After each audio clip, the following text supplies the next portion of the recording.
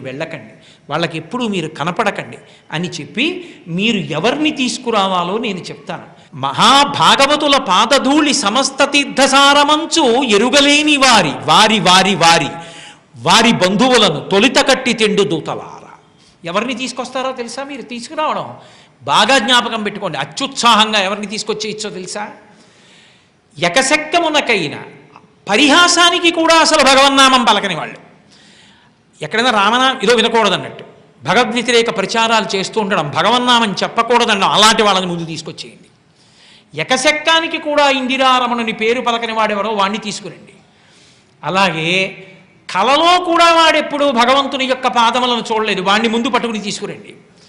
వాణ్ణే కాదు, ఎప్పుడో అప్పుడు వెటకారానికి ఆయన రాసలీల చేశాడు, దొంగతనాలు చేశాడు, వెన్న దొంగతనాలు అని వెటకారానికైనా కృష్ణ కథ చెప్తుంటే విని నవ్వలేని వాడు ఉంటాడే, వాణ్ణి తీసుకురండి.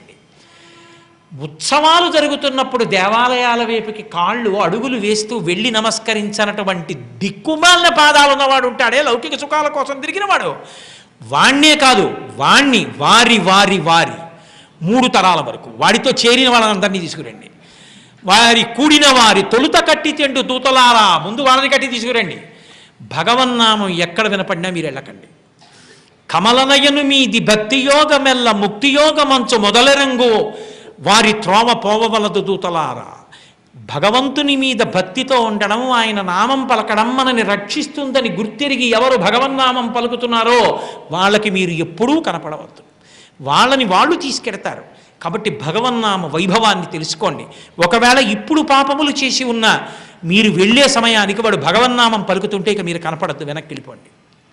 వేరే వాళ్ళు పెడతారు, హరిదూతలు పెడతారు, వాళ్ళ కోసం మనం వెళ్ళకూడదు అని అందరం కూడా శ్రీమన్నారాయణుడికి నమస్కరించాలి. భగవన్నామమునకంత శక్తి ఉన్నదని నిరూపించి, అది అయితే ఏమండి బతికున్నంతకాలం ఎందుకండి, ఆఖరణ ఒకసారి చెప్పేస్తే సరిపోతుంది కదా అనుకుంటారేమో అని వ్యాసుల వారు భాగవతంలో చెప్తే పోతన గారు ఒక మాట చెప్పారు. ధృతి